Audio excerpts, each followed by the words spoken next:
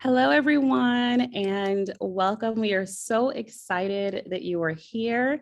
Welcome to 6 Habits of How Middle School Students Can Build Now for High School Success. My name is Kamilah Simpson, and I want to just start with a few housekeeping things. Just a reminder that closed captions will be available in the chat. So if you need that, please be sure to reach out and grab those closed caption moments. Very excited that you all are here. I can see that others are entering this space, and a huge welcome to you. Please feel free to type into the chat if you're able, where you're from. Very excited. Some things about myself for those of you that are new to this space. I am a senior product specialist here at Amplify. I have been an educator for many years, and I'm really excited to dive in and talk about some habits that we know will really help our middle school, our adolescent students be very successful. Wow, I can see that we have Humboldt, Iowa, Salt Lake City, Rochester, Ohio, New York City. We have Virginia. Welcome, guys. Oh my goodness. We have Canada. There's Columbia, South Carolina. We have New Zealand. Welcome, welcome, everyone. I love seeing all of you here. And keep using the chat because I'm going to ask you guys tons of questions during our time together today. I'm so excited. And one of the things that we're actually going to start talking about within these 6 habits, the first one is actually about questions. So if you have your little note and scratch pad, the very first habit is asking questions. And why does it matter for our students to ask questions? A few things we notice when our students are asking questions is that it's a really rich indicator to us that our students are focused, right? It also lets us know that they're seeking some clarity. They may not be sure about what's happening, but asking questions is really important. Some things about questions, though, that I had questions about is when and why do students stop asking questions? So I did some research, and there was actually some data and some research done about this. And here is some information, and this was shown that there's a significant decrease in children asking questions after the age of 5. So if you've ever been around toddlers, you know they ask a lot of why questions, right? They ask a lot of why questions. But you also notice that if we look at age 5 to 18, there's a significant drop. So in the chat, I'm curious, why do you think that is? What do you think happens between 5 and 18, why there is such a significant drop in students asking questions? Oh, I see some really great responses. Okay, I'm going to read these. I see because they learn in school that only the right answer is rewarded. And they equate asking why with not knowing, which is frowned upon. Peer pressure, ego. They don't want to be wrong in front of their peers. The way our education system's set up, they don't want to look dumb. Their self-doubt, it begins to multiply. They don't want to be embarrassed. So we're starting to see this trend. They're lacking confidence. There's that fear of failure. I definitely think toddlers, they're bold. They just want to jump in feet first, too cool for school. These are all of the same things I thought about as well. When we think about why students stop asking questions and how do we get them to ask more questions, given all of these things that they're combating, the peer pressure, the fear of failure, this idea that they have to have the correct answer. What would a world look like? What would a class look like if there were no correct answers, right? Oh my goodness. So when we think about that, how do we structure our lessons around that space so that our students ask more questions? Well, one of the things that we can do to start building that habit is actually to model questions regularly. And when we're modeling questions for our students, we want it to look, feel, and sound authentic. We definitely don't want opportunities or moments to say, I'm going to model how it looks like and sounds like to ask questions, right? We want it to be authentic for our students. We want to allow students opportunities to really encounter a variety of questions as well throughout the lesson, throughout their lesson experience. And we also want to create opportunities for students to pause and seek clarity on their own. How are they going to make connections to other texts? So these are a few ways that we can start to build that habit. So let's actually try to practice this. Here's an excerpt, and this excerpt is from The Man Who Mistook His Wife for a Hat. And this is from the renowned neurologist, Oliver Sacks. So that's all I'm going to tell you at this moment. And I'm going to play the audio for the first 2 paragraphs of this excerpt from paragraph 13. Okay, so I want you to listen carefully. Excerpt from chapter 13. Yes, Father, Sister. From pages 116 to 117. Mrs. B, a former research chemist, had presented with a rapid personality change, becoming funny, facetious, given to wisecracks and puns, impulsive and superficial. You feel she doesn't care about you, one of her friends said. She no longer seems to care about anything at all. At first, it was thought that she might be hypomanic, but she turned out to have a cerebral tumor. At craniotomy, there was found not a meningioma as had been hoped, but a huge carcinoma involving the orbital frontal aspects of both frontal lobes. When I saw her, she seemed high-spirited, volatile, a riot, the nurses called her, full of quips and cracks, often clever and funny. Okay, I'm going to let you digest that for a moment.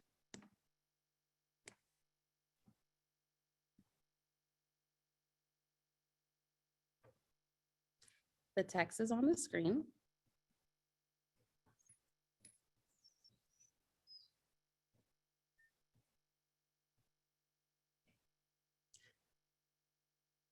So here's the first question that I actually have. Are there any words you would use to describe, or the text uses to describe Mrs. B and to describe her personality specifically? Feel free to type them in the chat. Are there any words the text uses to describe Mrs. B's personality?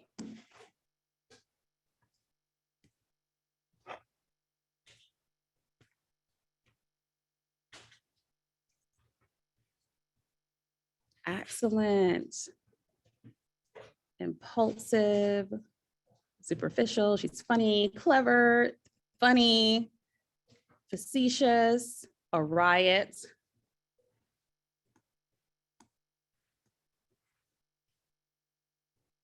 Excellent. Here were some that I identified that I wanted to add. High-spirited, clever.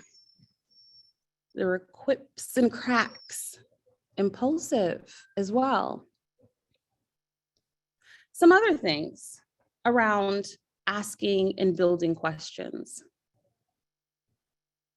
I told you that Oliver Sacks is a renowned neurologist. But what haven't I told you about Oliver Sacks? Or, yeah, we'll start there. What haven't I told you about Oliver Sacks?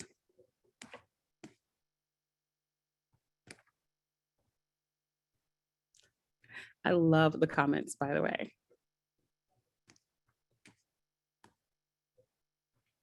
Anything, right? I haven't told you anything. I just said he's a neurologist. How did he come to know Mrs. B?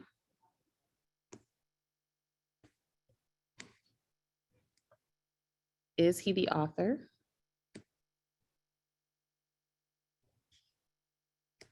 Okay, so let me give you some more information.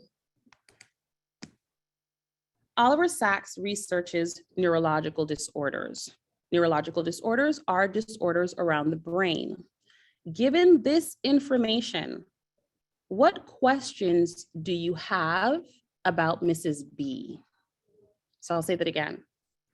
Oliver Sacks researches neurological disorders. Neurological disorders are disorders around the brain. Given this information, what questions do you have about Mrs. B?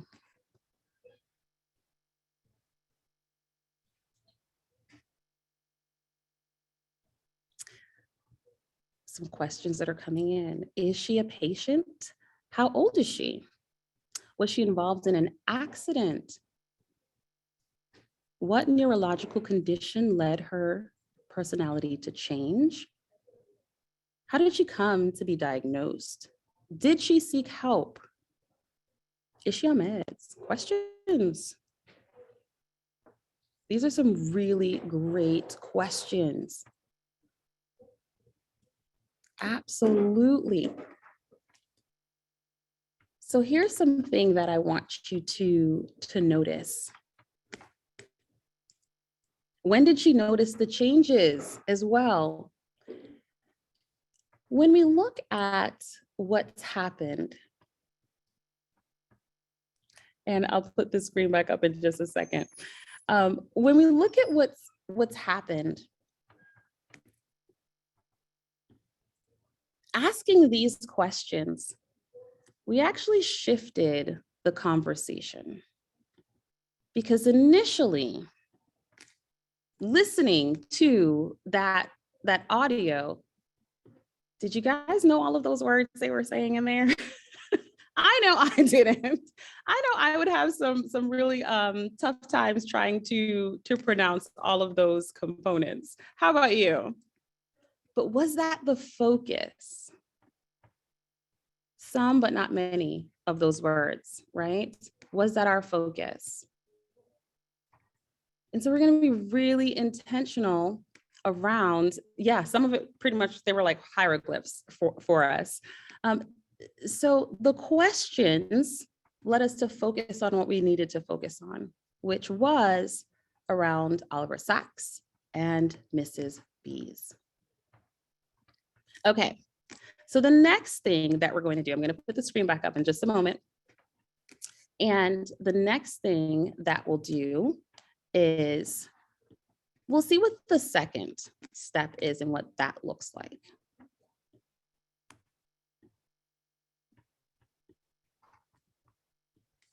And great questioning, by the way.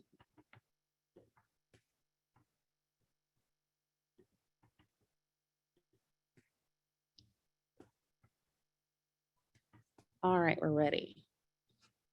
The second one is building stamina. Why does it matter?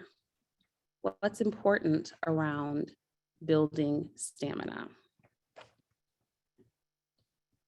A really important portion is the expectation for our students. I'll go back so you guys can read and take a moment to read all of those really great important sentences.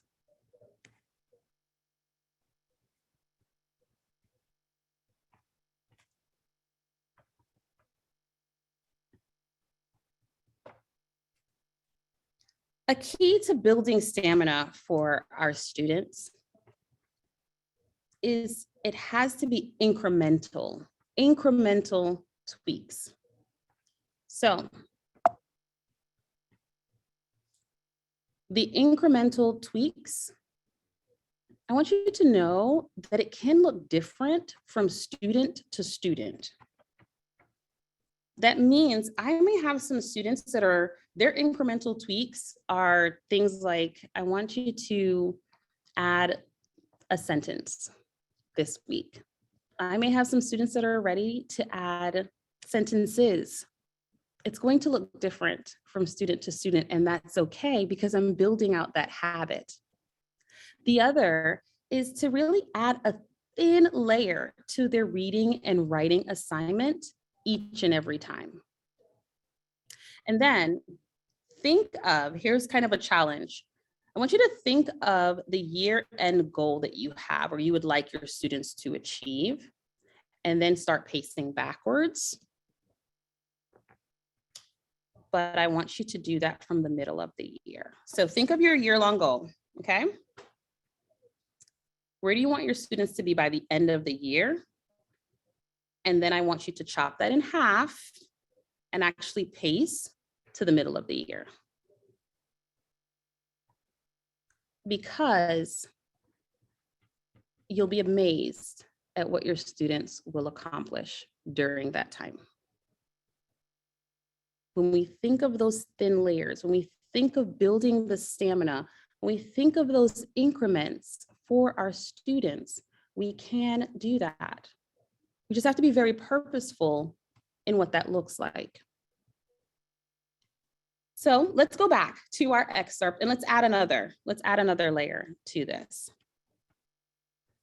And within this layer, here's our text.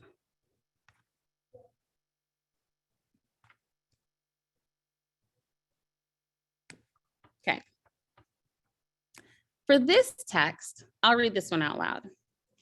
Yes, Father, she said to me on one occasion. Yes, sister, on another. Yes, doctor, on a third. She seemed to use the terms interchangeably. What am I asked, stung after a while. I see your face, your beard, she says. I think of an archimandrite priest. I see your white uniform. I think of the sisters. I see your stethoscope. I think of a doctor. You don't look at all of me? No, I don't look at all of you. You realize the difference between a father, a sister, a doctor. I know the difference, but it means nothing to me. Father, sister, doctor. What's the big deal? Thereafter, teasingly, she would say, yes, father, sister, yes, sister, doctor, and other combinations. So there's some other components and things happening within this text. What are some questions that we may have either for Dr. Sachs or about Mrs. B at this moment?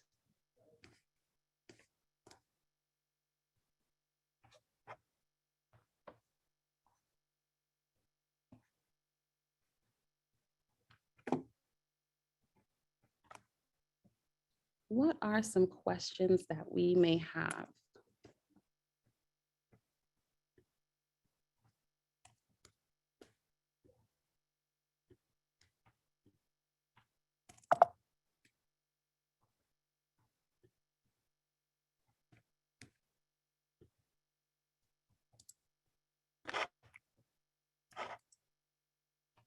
All right, let's see if I can pull up the chat.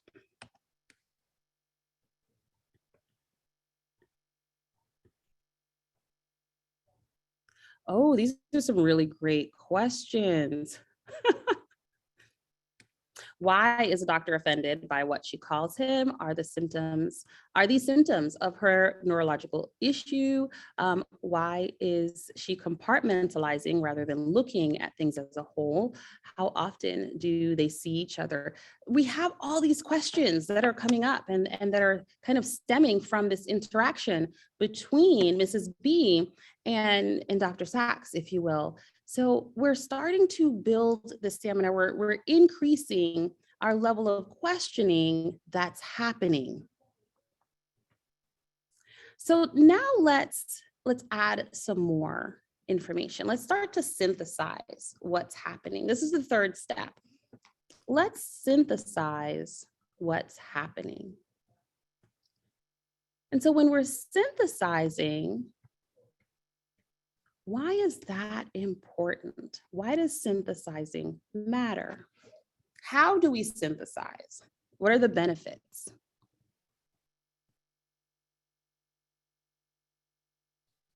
When synthesizing, I think it's one of the things as a literary person that I love. It gets very fun because we have an opportunity to introduce another almost perspective for our students. We get to pair different types of texts, visuals. It becomes very fun. However, I like to err on the side of caution because we want to make sure that when we're synthesizing, we're not doing it too early. We want to make sure that our students have a firm grasp on the text first. So of course, we're spending this time together and we're going through this kind of quickly, but when we're pairing and we're synthesizing our students, we need them to have a strong grasp first. So that's kind of my little caveat that I want to share. Now with synthesizing and going through, here's an excerpt from Phineas Gage, A Gruesome But True Story. And I'm going to give you a moment to read this excerpt.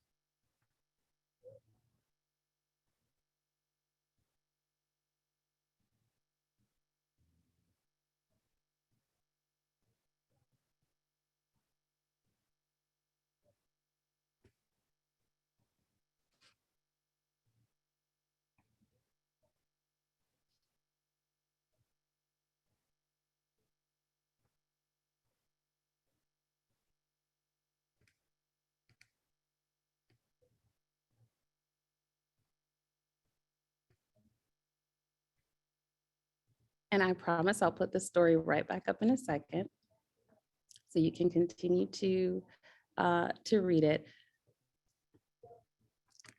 And so what I want you to notice with this passage is, like the Damasio's, Oliver Sacks studies the brain. And what information can you synthesize between both patients, Phineas Gage and Mrs. B? So we have two sets of doctors, the Damasio's and Dr. Sacks. They both study the brain, but what information can you synthesize about both patients, Phineas Gage and Mrs. B? Let's see what you guys have in the chat.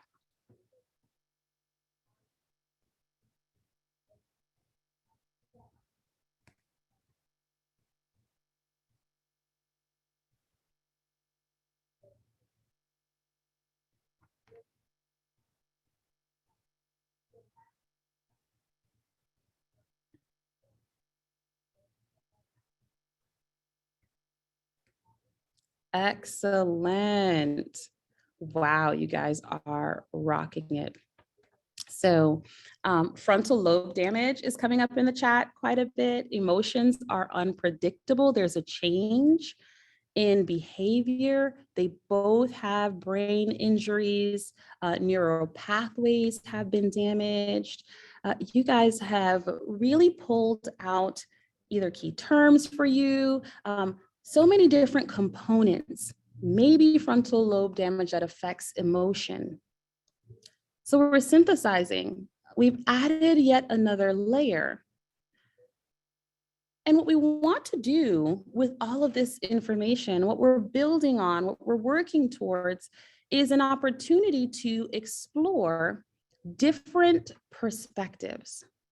So where we started this moment listening to this excerpt from Dr. Sacks about Mrs. B.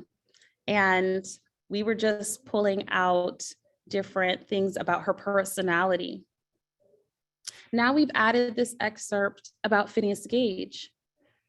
And we're going to explore different perspectives as well. Why is this habit important for our students? Why does it matter?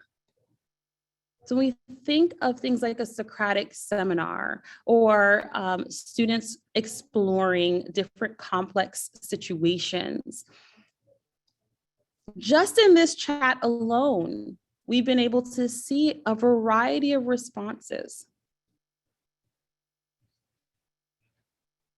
So how do we expand and explore different perspectives?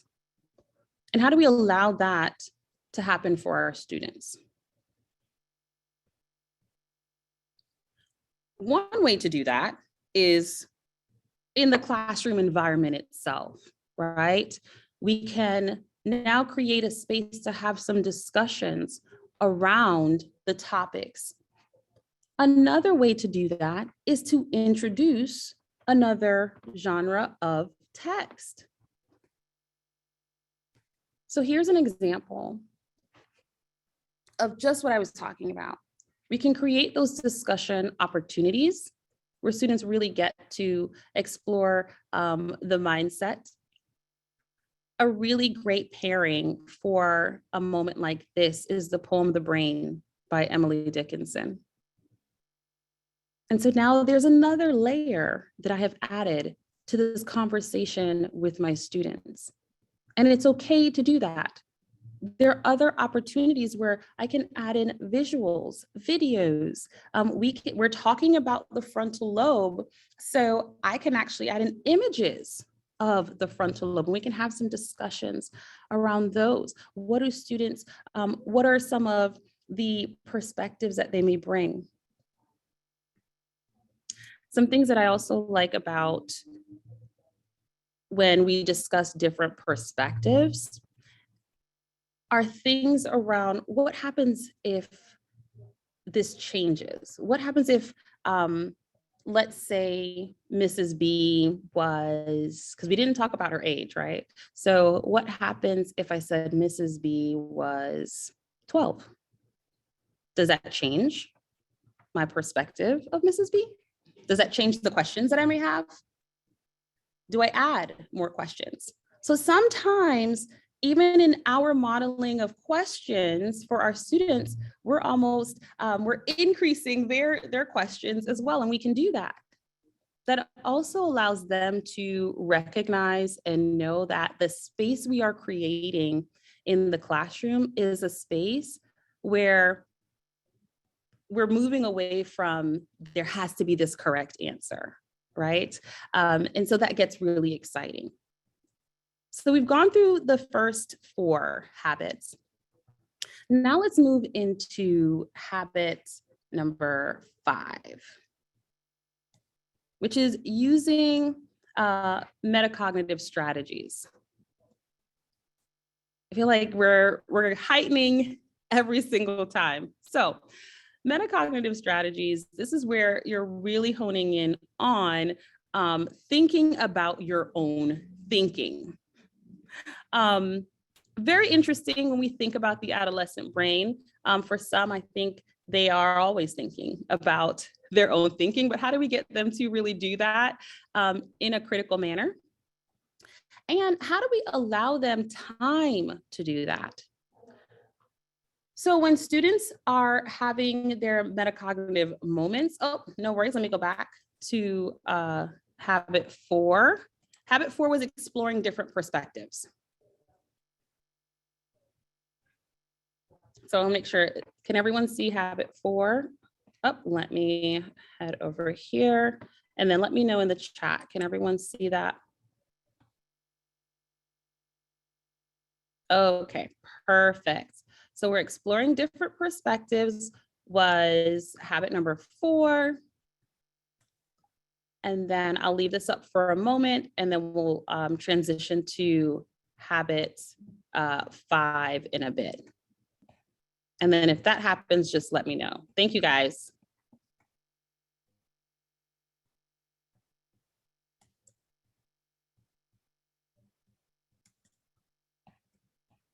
And then we're at metacognitive strategies.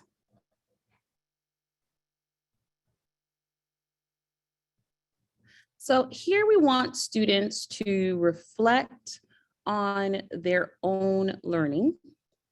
We want them to really think through their learning process, question tons of things. This is a teachable skill. We've been doing quite a bit of this together as well. And students are learning all the time. We just want to draw that to their attention and let them know. That's why it matters.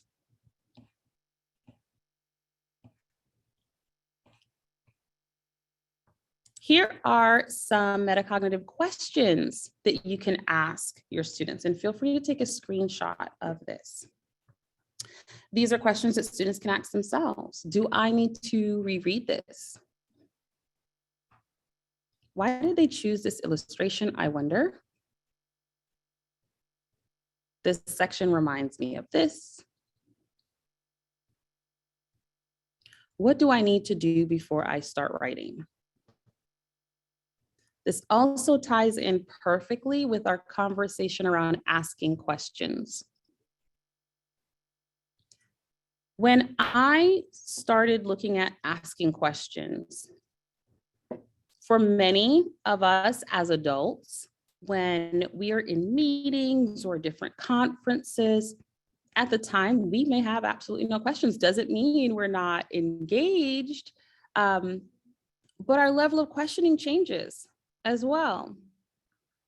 As we start to process and we give ourselves that time to process, those questions come up.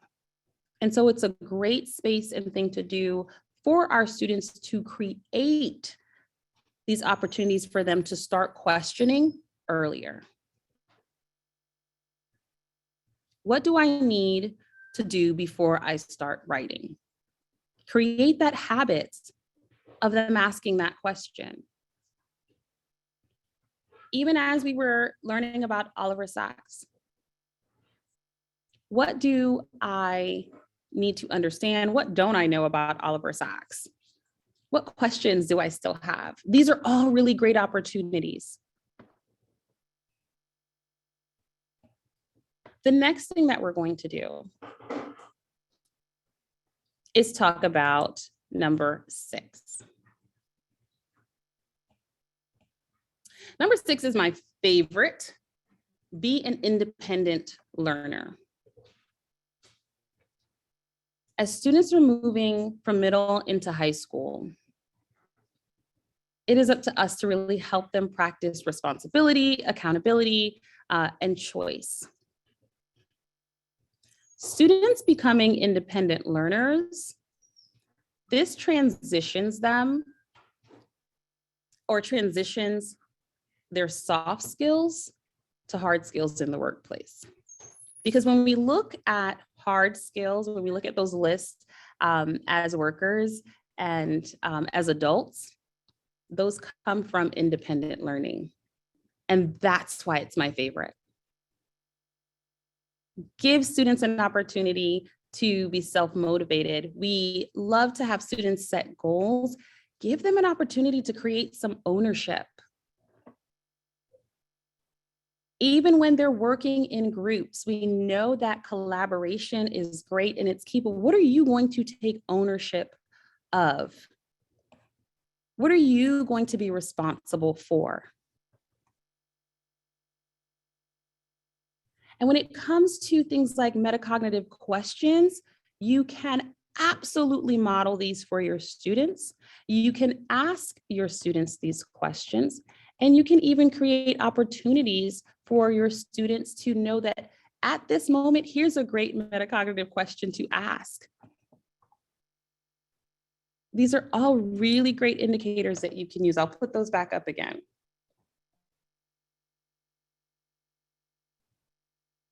So when it comes to these opportunities for you and your students, and even I would say going into the rest of this week, pick one. And just randomly say with your students, ask them, what do you need to do before this activity? Ask yourself, what do you need to do?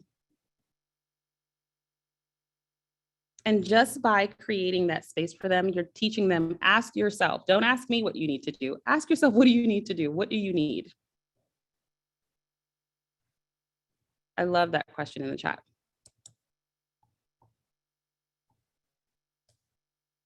That independence for students, becoming independent learners, taking that ownership,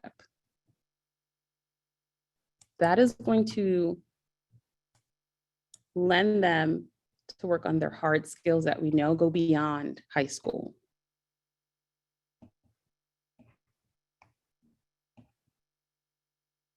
So there are quite a few things. I want to go back and review all 6 of the skills that we talked about. Skill number 1 or habit was to ask questions. So I'll put up each one of these. Remember, we want students to be able to ask questions. This is something that we can model.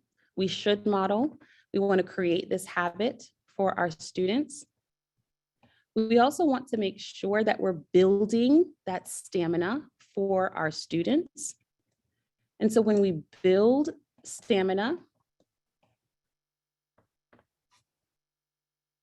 a key here is that it's going to be incremental, these little tweaks. I did pose that challenge. Think of where you want your students to be at the end of the year and work backwards from half of the year. You'll be surprised and very amazed at what your students will be able to accomplish. The third item on our list was designed specifically around, and I'll make sure I'll pull that one up next, synthesizing information. When we synthesize information for our students, great opportunity to add in a variety of connected topics, themes, and texts. Also want to be mindful not to do it too soon. We want to make sure that students have a firm grasp on the text that they're working with currently before we add in that layer. And this is a great opportunity for our students when we're doing this synthesis as well. It is a great opportunity for students to have exposure to a variety. So that synthesis is also really important. And we can couple that with students exploring different perspectives. So items 3 and 4, they do not have to kind of happen, if you will, in isolation. Number 5, we talked about creating and building out the metacognitive strategies and questions for our students. These are items that we can model. These are things we can start in our classrooms tomorrow. These are habits we want to absolutely build. We want our students to start seeing this and creating that ownership, because that leads us directly into number 6, which is students being independent learners.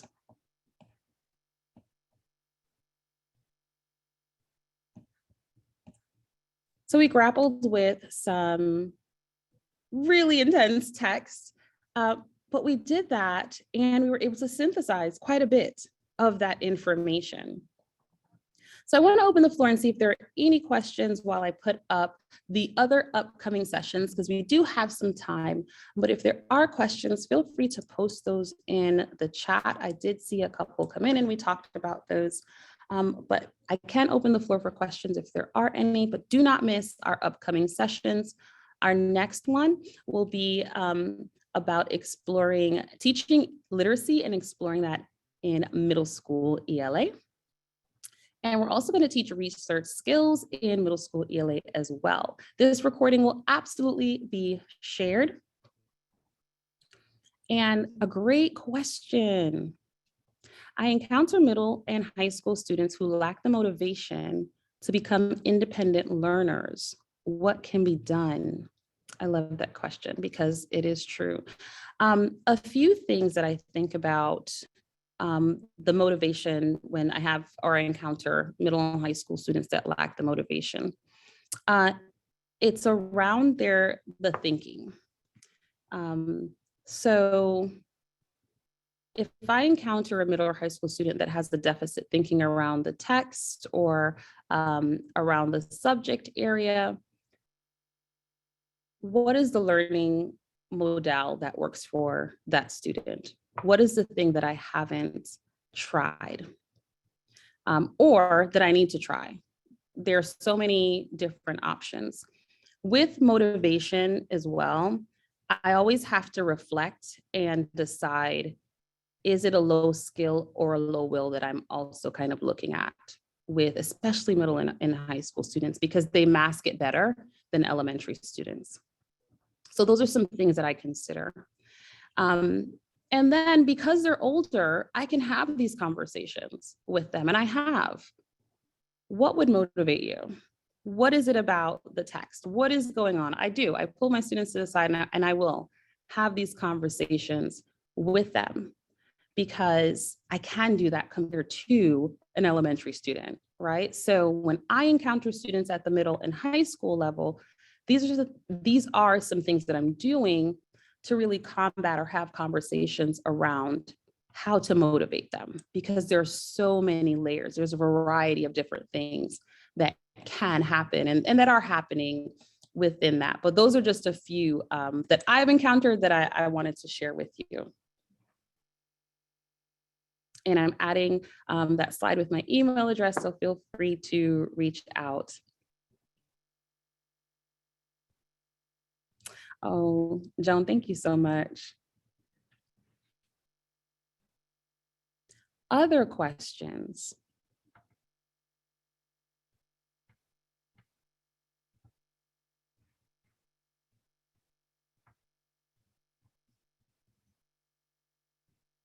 I tell you, when we think about middle school and the work that we're doing, we know high school is very different for our students, and we want to prepare them as best as possible.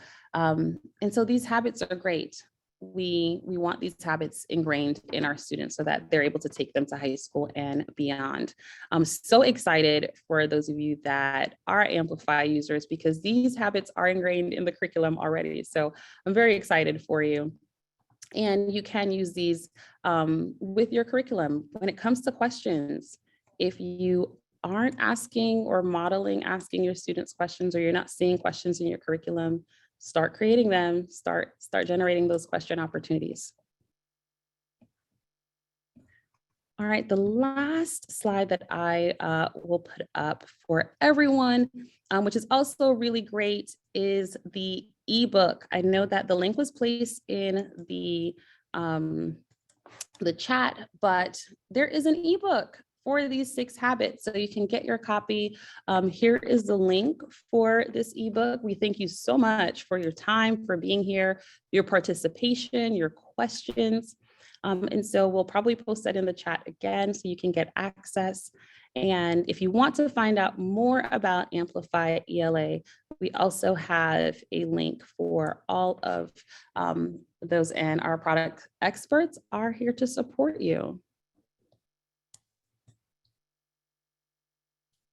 Thank you all so much for your time, and we will have this recording ready for everyone. Have a great day.